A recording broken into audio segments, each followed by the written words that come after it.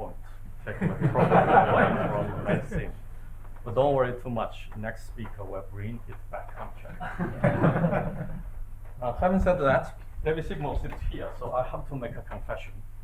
When I was young, I did do something on change points. Actually, I did my PhD dissertation on change points entirely because of David's personal influence.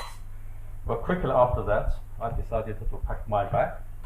The problem is too hard, and I probably should look for something else. And David has a partial responsibility for that because I remember he sent me emails that probably it's the right time for you to look for something else. Anyway, and when I received the invitation from the organizer, I did say I do not work on the theme, but they give me a free license to say talk something related to non-stationality.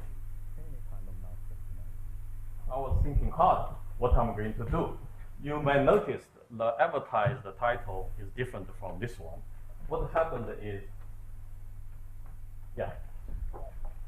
what I plan to talk is this part, the second part. But when I prepared the talk, I realized it's really sort of, in a way, boring to me at least, because it's become very technical. And I thought I start with something simple and try to show the main idea and insight. Then, basically, we come to the second part to see what this kind of simple setting can be extended to include non-stationality, endogeneity, and nonlinearity. And the last part actually is something, this is a very broad statement. Probably is not correct. What I'm trying to say is, if you're using a hidden Markov chain model, this can be kind of way to model the phenomena. Otherwise, people can use change points or non-stationary model to do that.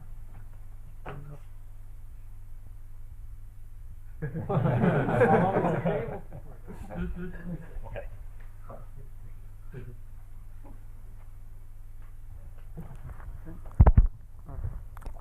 Thank you. First part is old work, has already published. In case after this talk you would like to read a little bit further, I suggest you look last paper because it has more or less everything. And second is joint work with Jingyuan Chen and Bing Guo. We did that when they both were PhD students, so it's a good time for them to do some hard mathematics. Now Jingyuan is a postdoc at University of Melbourne. The last part is a work in progress. Actually, we haven't done that much, but it's a joint work with Long Chen and Xiaolu Liu at Rutgers. Those actually are the expert in this topic. I like it because,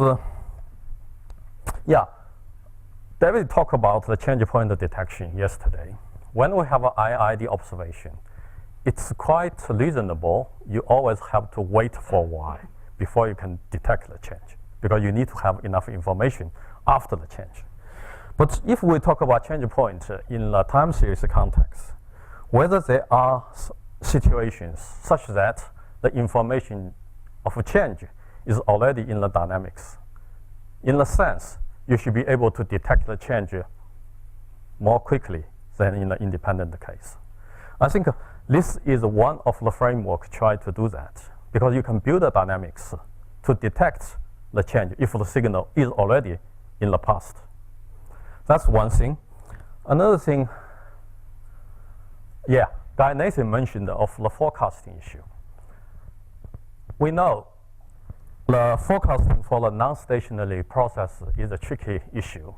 If the process is completely non-stationary, at least I would say you don't do any forecasting, because if it's not non-stationary freely. So what we have been doing to forecast the non-stationarity is to try to find the stationarity under the non-stationary form. Like say, if a process itself is not stationary, you take one derivative, second derivative, they might be stationary. This is very much the spirit of a Riemann model. Or you use the state space modeling. You model the non-stationary components in kind of structured way, then you can do kind of forecasting in the future. So what I'm trying to say is we use kind of a stationary property to underpin those non-stationary form. But forecasting itself is based on some kind of stationary property or stable property. So this hidden Markov chain framework can be viewed as a kind of using the stationary framework to model the non-stationary phenomena, because you conditional on the Markov chain status, then process itself is conditionally non-stationary. But unfortunately, we haven't done that much. Okay, let's start with a simple setting. We have a p-dimensional time series. We try to write this p-dimensional time series into two parts. One is AXT. XT is called a factor, which is unobservable. And the dimension is R. R is smaller than P, or much smaller than P. Much smaller than P. So in this way, what we are trying to say is the dynamics of Y is driven by a much lower dimensional process X. And epsilon T is a white noise.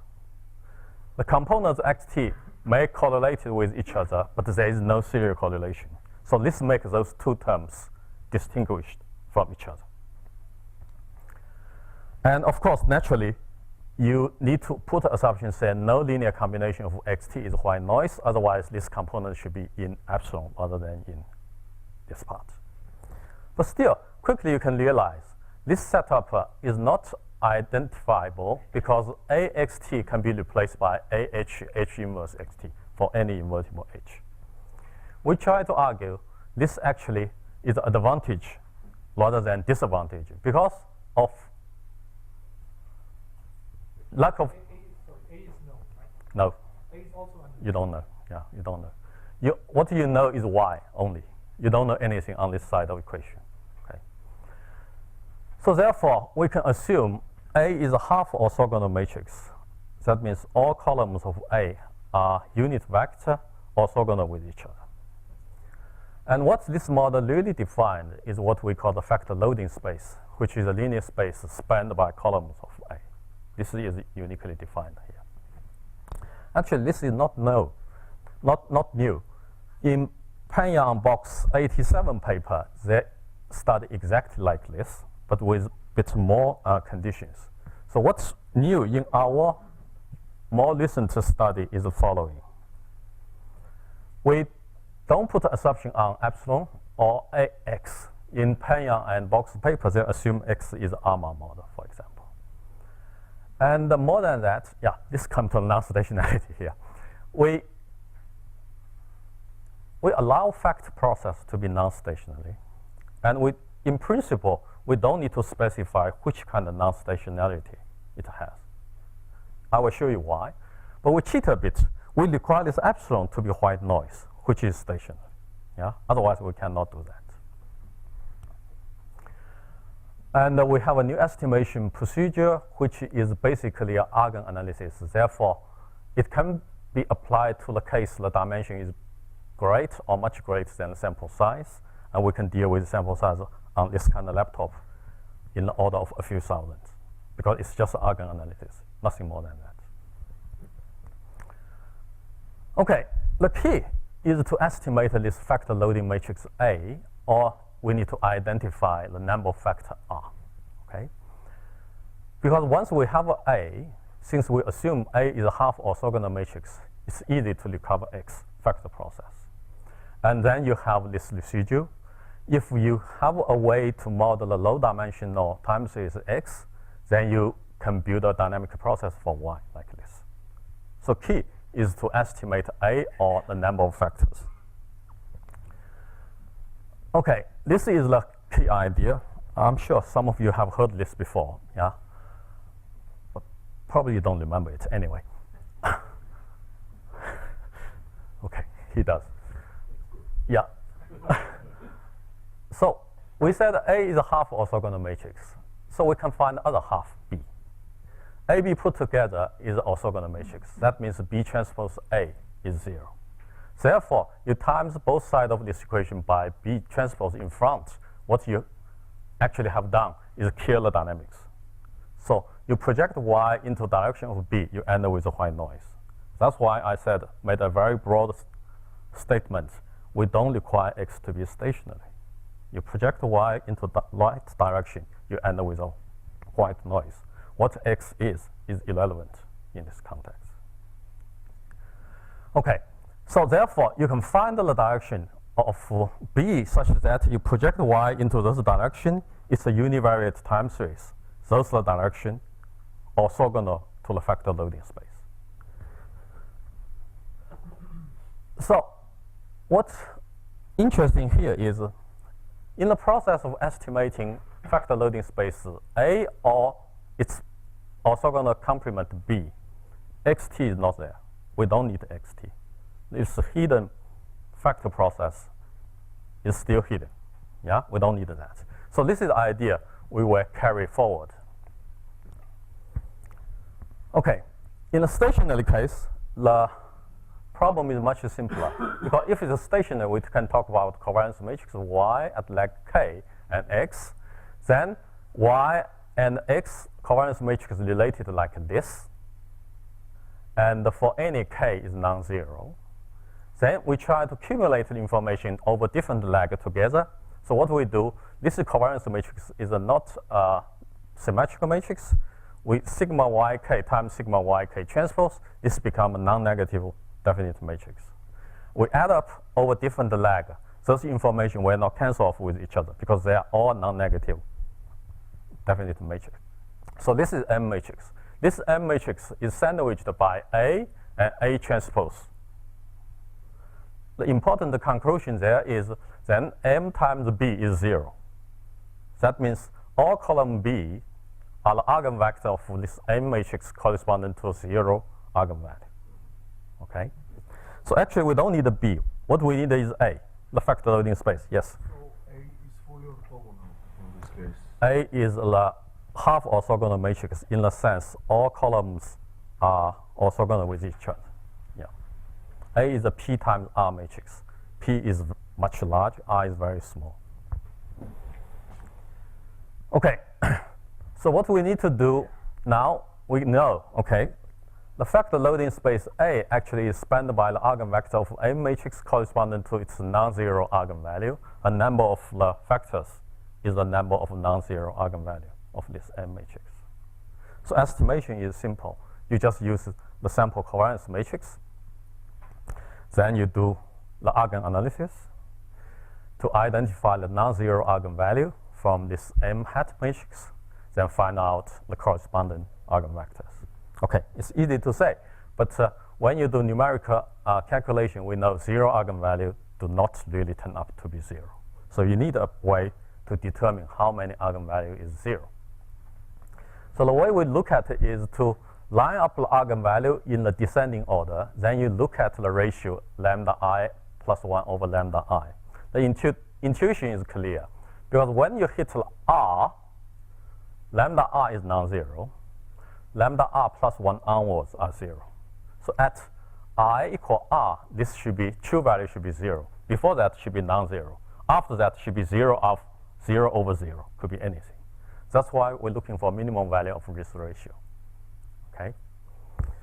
And nice thing about this procedure is it turns out the estimate for the 0 eigenvalue have a much faster convergence rate.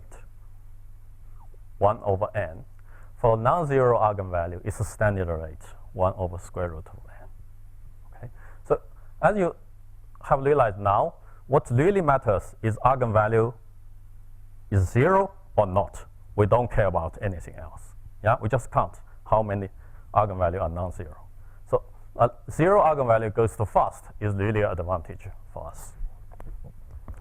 Okay, this is a simple illustration. Say if we have one non-zero eigenvalue, and all other eigenvalues are 0. P equals 4. P is fixed. Yeah? This is the estimate over different sample size. You can see the error for first eigenvalue, lambda 1 hat minus lambda, is much larger than the estimate error for the second eigenvalue. And we can even illustrate the convergence rate because you can normalize the error by square root of n for non-zero eigenvalue. When sample size increase, you can see it stabilizes.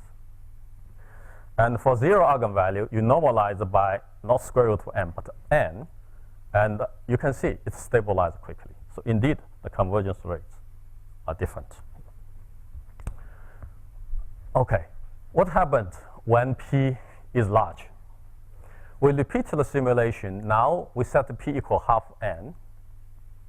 The takeaway message is the estimate for eigenvalue is no longer consistent, but the ratio still works well for determining the R, still works well.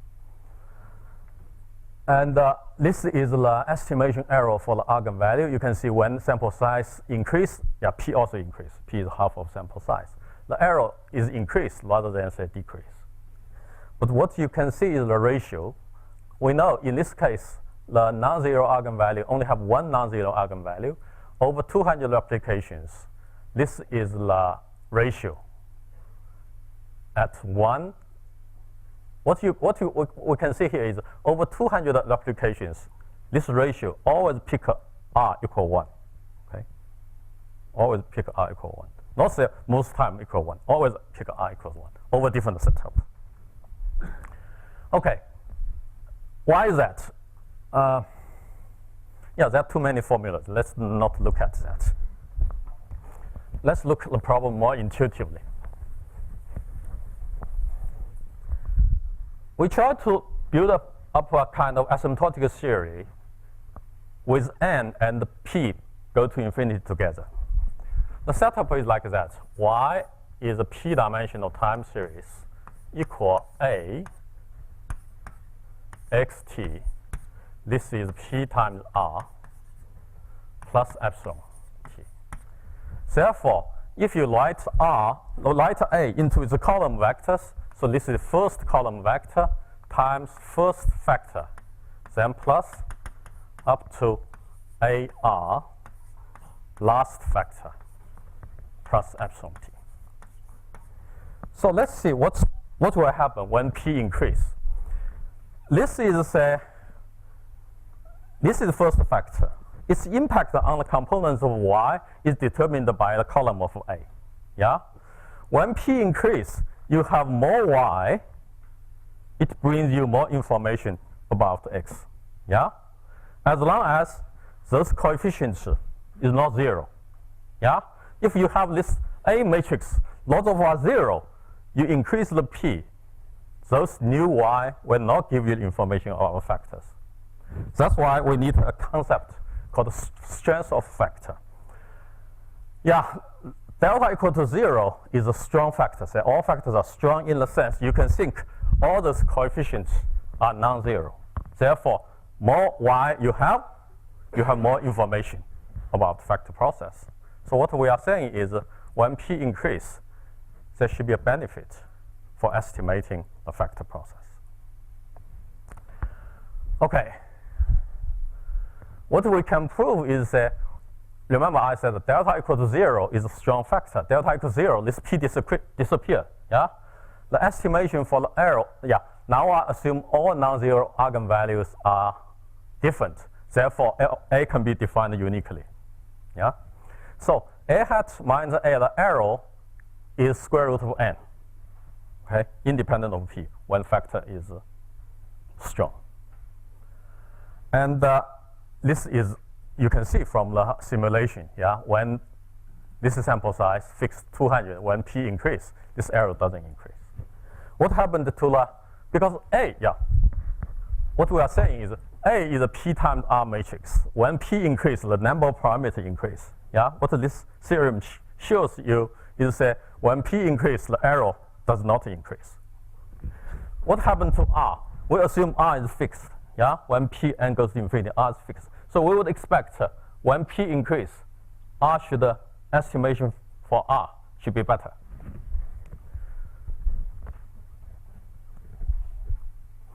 So this is the rate. Yeah, one referee said, you people are crazy.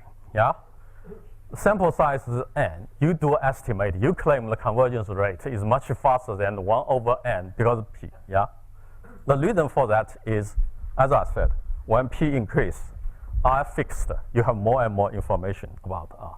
You can have this kind of super fast rate. So this is how much time I have? Under 10 minutes? 8 minutes, okay. I'll skip this one. The takeaway message is the following. So when you do this factor modeling, you don't need to worry about the latent factor process. X process is not required when you try to estimate the factor loading space. The fast convergence rate for zero eigenvalue benefits the estimate for the number of factors and factor loading space. And there is a blessing of dimensionality, as I said. When P increase, you see something improve. Okay, this is sort of kind of extension. We try to see how far we can push for this setup. This is original setup. But this is in cases that we know some regressors. Okay? We know Y related to Z, in addition to those latent processes. So what do we do? In this case, first we see this Z is M times 1 regressor. M is fixed. Yeah? Then you can use the standard least square estimation. Then you have the residue. Then you can apply the procedure we have before to estimate the factors.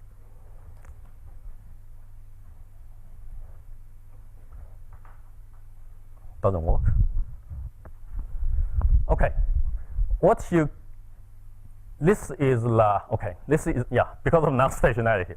The condition we use here is just that the process is mixing. We don't need a stationarity condition for X. Okay. When you think about, we construct this M matrix. We use a covariance matrix for stationary process.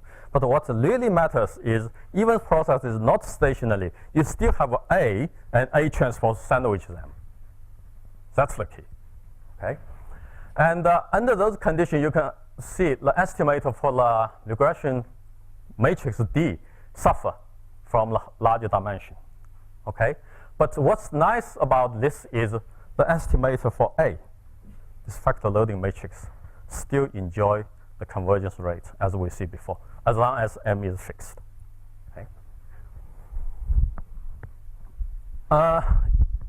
Endogeneity. This is a big issue in the econometrics literature, and now statisticians pay attention on it, especially in the case of the high dimensional regression. So basically, if you say X, Z are dependent, what you can do is to project this unknown X factor onto Z. So you rewrite the equation. This is your new D, this is your new X. Since you don't know D, X, this is fine. Then you can apply the procedure before. But the econometrician would argue, say, no, I don't want to list D star. I want to list D, although I don't know this D. In this case, you can using the instrument variable to do the estimation. Then everything we said before still holds here. Nonlinearity. Nonlinearity actually, yeah. Nonlinear regression, we have a nonlinear regression function here, but the nonlinear regression problem is a high dimensional linear problem. So what we are really trying to say is, in the linear setup like before, we assume M is fixed. What happened? M goes to infinity together with P or N. Yeah? Now you can apply all the standard larger P, small n setup, do the regression, then based on residue to do those things. What happened is the convergence rate will suffer. M will enter the equations. Okay? Do I still have a few minutes? Okay. Yeah. The Markov-driven factor model. Yeah, I remember a couple of years ago when I started to present this talk, I was asked in the first talk I presented, one person asked me the question, say, for the factor model, what really happened is in lots of, at least economic problem, this A should vary over time, not constant. Factor loading matrix should be a time function, should be a function of T. There have been some work done in this area, even by people in this room, using kernel smoothing over time, for example. But what we try to do here is say the process is driven by a hidden Markov chain, such that if this Markov chain at time t is k, y has a mean value depends on k, factor loading depends on k, and epsilon t also has a k-dependent covariance matrix. We still apply the same trick as before. Assume A is a half orthogonal matrix, and what we have in mind actually is M is small. Why we do that? Yeah, let me see how we do that. Okay, we can using a two-step iterative algorithm based on BKYT. BK is the orthogonal complement of factor loading matrix. We try to get away from this hidden process. We don't touch X, yeah, when we do estimation. We just project Y into BK. Then you can using this maximum likelihood estimate to estimate the hidden Markov states. There is a standard algorithm, Viterbi algorithm to do that. Okay. Once you have this status set, then everything becomes simple. Yeah, you just apply the technique we used before to estimate the factor loading and to recover the X process as well. So everything is the same as before, as long as we can recover the hidden Markov status.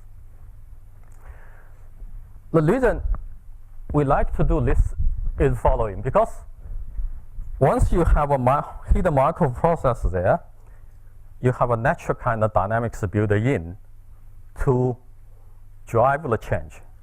Then you can talk about the prediction. We can easily build a filter. Like say, this YT is the observation. I use the same notation here, huh? Okay, sorry. This YT is observation from a Y time 1 to up to time t, okay, together. Then conditional on that, you can forecast to say, no, this is not forecast, this is smooth.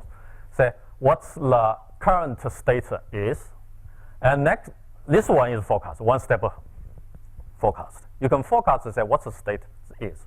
And those two can be easily calculated in this kind of common filter fashion. The nice thing about that, as I hinted in the beginning, once you have this, you can easily do a forecast for the next step. If you are non-Bayesian, you just find the most likely status of next time. Then you do a prediction based on this status. If you are Bayesian, you can do a smoothing after that. So this is the kind of hidden Markov chain setup, allow us to forecast the change of status easily. Only thing I can say so far is we run some simulation, the algorithm converges, but we have difficulty to prove this algorithm converges. Unlike EM algorithm, they work alternatively on the likelihood function. We sort of use the likelihood function to estimate the hidden Markov status. Then we forget the likelihood function using this old A-B trick to do the estimation. So it's difficult to figure out how to handle this algorithm theoretically. I think the way to do that is to recast the second estimation, based on A and B into kind of pseudo likelihood function. And probably we can do something like that. So I stop here.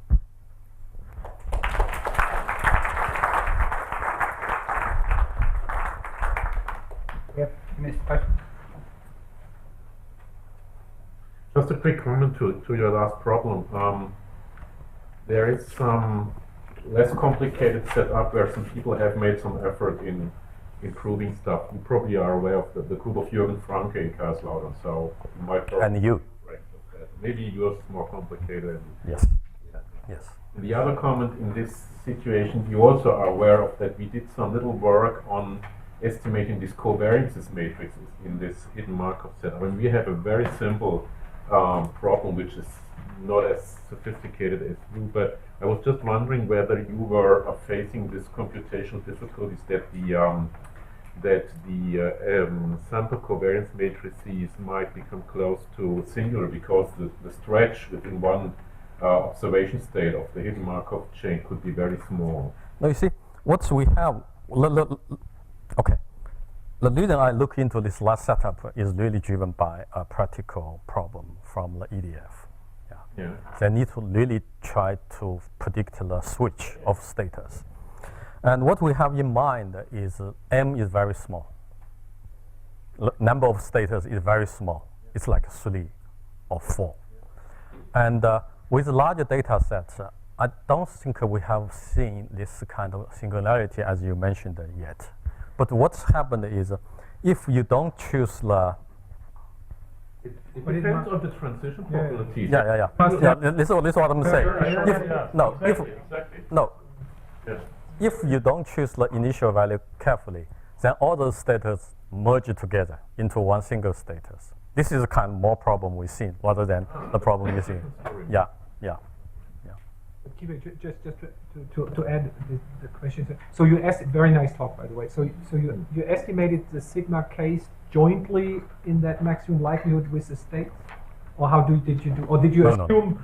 Did you assume you know it? In the likelihood state, I only estimate the hidden status. Right. So where did you get this sigma case? The variances which depend on the state. Yeah. Then you have the BK. Yeah. Then the covariance of BK is just the sample covariance of all BK in this category. BKYT in this category. Because BKYT is white noise. So once you have the status fixed, the problem becomes simple. Yeah, but what I don't understand is but what I don't understand is it's just, there is a kind of how do you call it, that estimating of the states and estimating of the covariance structure interferes at some point. Sure. Imagine you got a large covariance and you got a high frequent switching of states, and at some point you cannot distinguish. So where does it pop up? This is what I don't. No. You see, what do? We have a YT to start with. We use a kind of clustering method to cluster Y into different clusters. So that means you got the state. So you do a pre-estimation of the states in a sense, and then you know in which regime you are. No. That's the initial value of status. Then you plug in little algorithm to see whether it converges or not. Yeah. And then you update somehow. That's right. Okay. That's right. Thank you. Questions? No, let's thank the QA again.